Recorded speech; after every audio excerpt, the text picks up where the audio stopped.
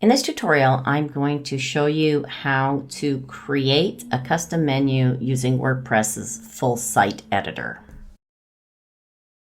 Begin by launching the Full Site Editor and then going into the template part that is your current header. This is where your menu typically resides. In this case, you can see mine is called Kelly Header. I'm going to edit the header. I'm going to show the blocks on the side. So this shows what my current navigation structure is. And you can see here that I've got a couple of things, one of which is the About Me, which is now my homepage. So I don't need the About Me to be in my menu anymore.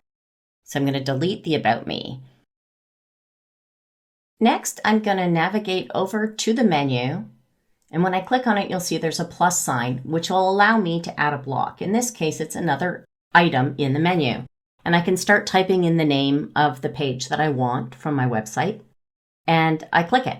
Now, if I want to add a hyperlink to something outside of my blog, I just type in the URL. So I go into here and I start typing in the URL.